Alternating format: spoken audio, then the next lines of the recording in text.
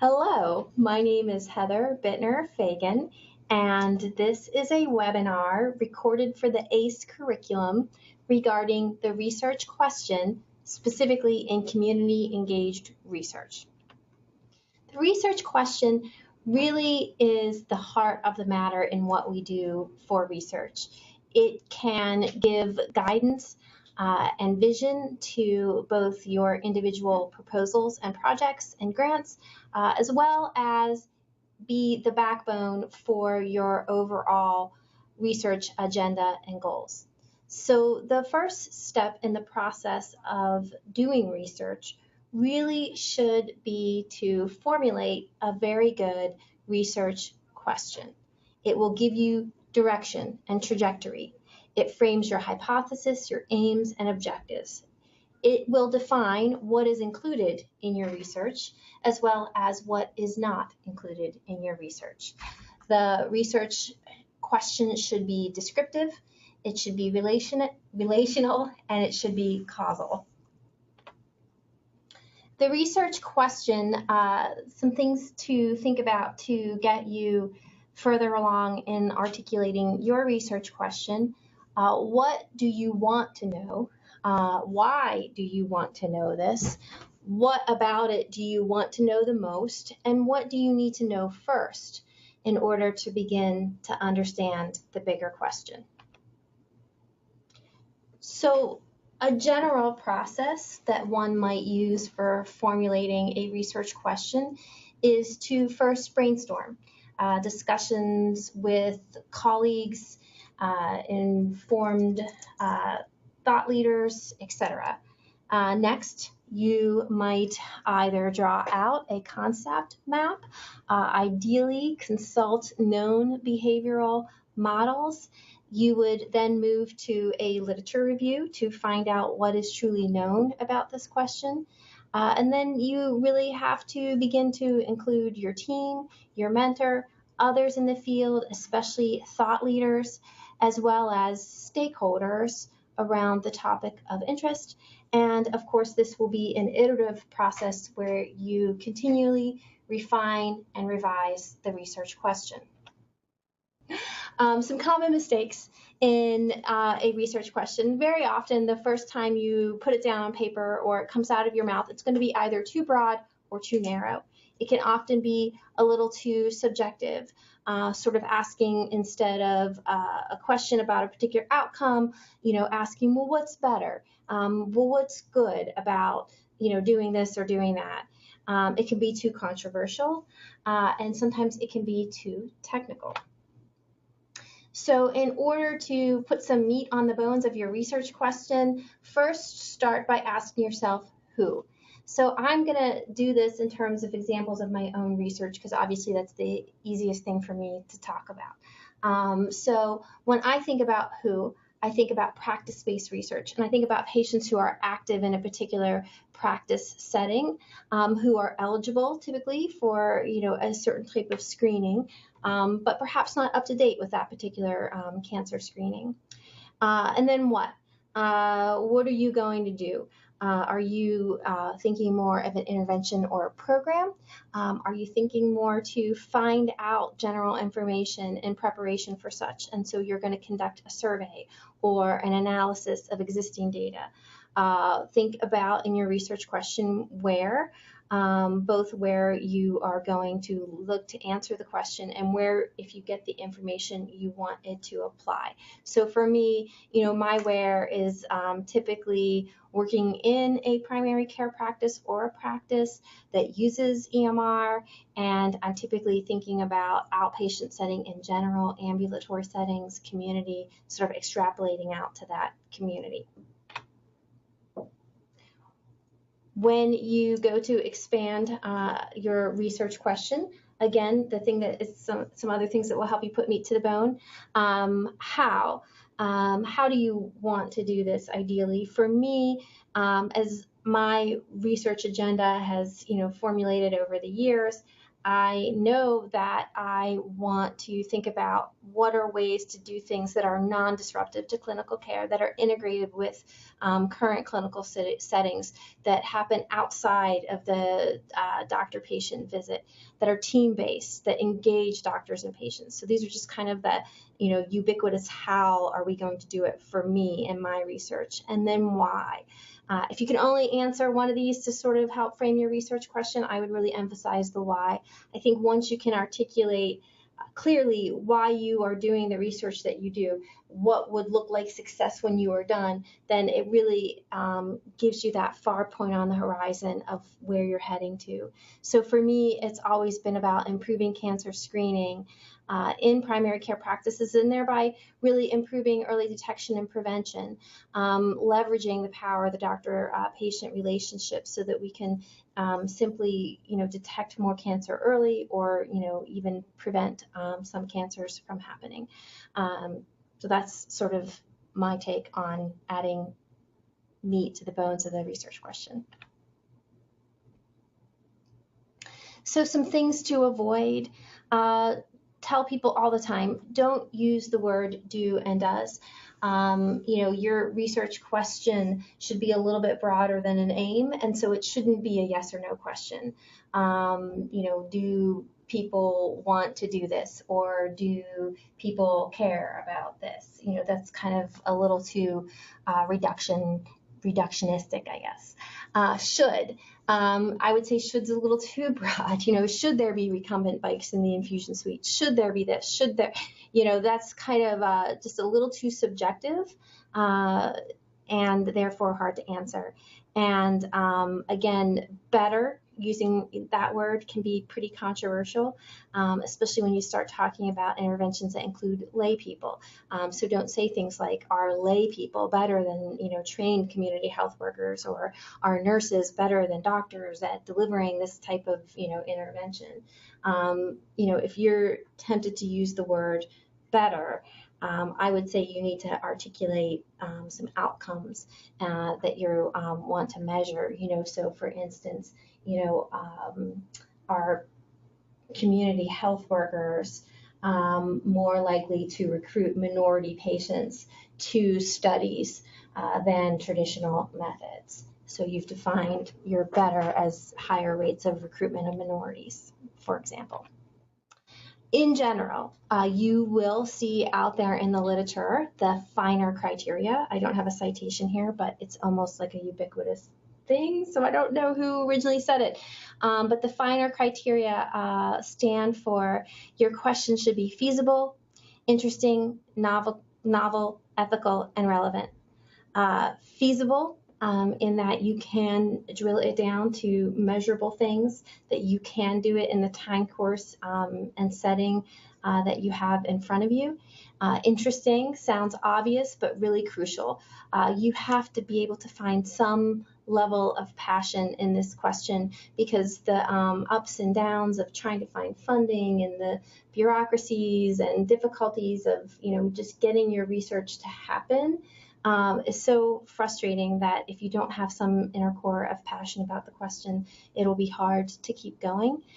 Your question should be novel. This is where your literature review is going to come in. I think sometimes we can be very passionate about questions, but not realize that they've been well researched. Is it ethical? Again, this is one of those things that is, obvious. That you think you don't need to be told. But for instance, when you think about community engaged research, you often find yourself working in traditionally underrepresented minority populations. And so when you work with those communities, it may be very well that people are highly reluctant to talk about a control group or a comparator group that does not get an intervention. So you have to think about equipoise, and maybe a colleague of mine recently came up with a really great idea of like, well, if you're going to give this group nutrition classes, maybe you give the other group financial planning classes. And so you feel, somewhat confident that you're not contaminating, but yet you haven't given nothing to the comparator group. And on the other end, When you think about incentives and such, I think it's very common to use recruitment incentives, but you have to be very careful to not be coercive in the amounts of money that you use. And I've even heard people, sort of scrutinize giving, gift cards and cash because people could, potentially, use them for things that aren't healthy and good for them. But anyway, and then the last, the R and the finer criteria is relevant. Never ask a question if you can't articulate in your nice, brief, concise elevator speech of why this matters. Like, what, if you were to answer this question, how would it be important and impactful for the world around us? So again, feasible, we're going to keep it simple. Think about time, think about budget, think about the skills. Don't pretend that you are going to do a qualitative analysis when you have never done it before and don't have anybody on the team to do it. So feasibility, the time that you need to do the outcomes that you want. My example here is in the beginning of my research before I ended up doing what I'm doing now, I used to really think about obesity prevention in adolescence and how we might change that trajectory. However, you need to know that that's really a lifetime commitment. Those are really long studies that you're going to need to do if you want to talk about preventing obesity in children. These aren't short-term studies. And in general, that brings us to this last bullet point, which is how difficult will it be to recruit, collect the information that you want to get. We kind of said all this. Do you have the skills and knowledge to lead this, both for the current project and for the next steps? Are there likely to be funding opportunities now and in the future in this particular area of interest? Remember that when we talk about feasibility and that you need to think about, sometimes it feels like, and probably is true, that feasibility and truth are at odds with each other. So sometimes the easiest things to assess, yes or no questions, self-reported on a survey, may be the furthest from the truth. And you may say that to really understand someone's sexual concerns and preferences, you need to sit down in a one-on-one interview with them. It needs to be open-ended so that you can ask why questions when unexpected information arises.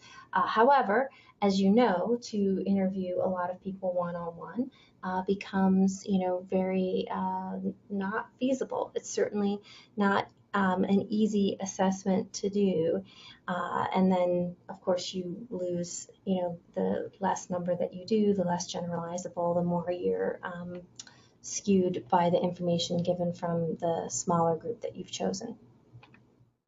All right, I think we talked about interesting in community engaged research. I think we have to add the questions, not just of is this interesting to you, but clearly is this of interest to your community? And that is sometimes just a really hard thing to face, that maybe you need to meet people halfway in terms of them not being as interested in the particular question that you are, but there's often some overlap in that Venn diagram. So you go out to the literature now to find out if this is novel, and often it feels like, oh, someone has done this. So what do you do if it feels like someone has already done this? Well, I would, kind of be optimistic and give your hope back in most circumstances. Even when someone has done a randomized controlled trial, people typically don't accept a single randomized controlled trial as the truth, right? We look for meta-analyses, for it to have been repeated in multiple settings. So the first thing to do is look really closely at this work that you think and ask yourself, what are the limitations of their work? Who did they include or exclude? What was the setting? Is it the same as the setting that you would work in? Go back to the concept model, the concept mapped or model that you've been using, and look forward sort of one step forward or back one step to see if there's something you can do. The best questions really do and should build on existing literature. And sometimes it really helps you to focus your question a good bit, when you find that there is a rich but similar body of knowledge. All right, so I recommend you work with a librarian. Not only do the search, but also when you pull those really good articles that you feel hit the sweet spot of what you're interested, make sure that you look at the bibliography of those articles, because you found a thought leader and you want to find out who they think is a thought leader. When you find that person that is really writing about what you're passionate about, look at their publications specifically, and reach out to that person. Sometimes they're more than excited to have somebody who cares about what they care about. Don't go out onto the internet cold. Have some sense of what your search is going to be. Otherwise, it's like you're walking into a grocery store hungry and you'll get distracted in a million ways. All right, so the hypothesis challenge. When we think about research questions and specific aims and so forth, we tend to think about it in the classic biomedical clinical literature in terms of hypothesis-driven studies. So hypothesis-driven research is typically expressed in the relationship of two variables, sometimes more, but essentially we're usually asking about the outcome and the predictor, what, who, and when. And oftentimes, community engaged research is a little bit of a step back from that, a little bit more descriptive, and probably falls into the realm of more hypothesis-driven work. And so it may be a little bit harder to identify. We, rather than asking what, who, and when, often in community engaged research, the question is really how or why, which is why, if you think about the classic quantitative research versus qualitative, which is often why you'll see a little bit more qualitative methods in community engaged and community-based participatory research, at least in the beginning. So again, the vast majority of funded and published research at this point is really hypothesis-driven, while community-engaged research, being a little bit of the new guy on the scene, can be more enriched for descriptive work and really hypothesis-generating work. Ethical considerations, we talked about equipoise, and look, I gave myself away. I used that example earlier. You need to be aware of bias. You need to understand the risk. And in community engaged research, often this is really about privacy. So especially if you're thinking about a focus group, you have to think about what does it feel like to potentially be talking about these issues in front of other people, and think about that just in general, but also in terms of the power hierarchy. You want to think about any controversy and history with the particular group that you are working with, and then the benefits to you and to the group, which may not be the same, and the importance of sustainability. I think in community engaged research, what is particularly challenging is that while researchers understand the ups and downs of funding, and that you may have a relationship with a collaborator that kind of is more intense during periods of funding and then less intense during periods when the projects are done and funding is low, for a community that can really feel like a one and done, an abandonment, that they have contributed, maybe revealed things that felt a little risky and private, and now those researchers have packed up and gone away. So relevance, again, we touched on that, but you want to always ask yourself with the research question, what would your finding add to the body of knowledge? Or how could you use this knowledge, if you got it, to persuade action, change things like policy, and how would this potentially impact the community of interest? All right, so we're going to get you to work now.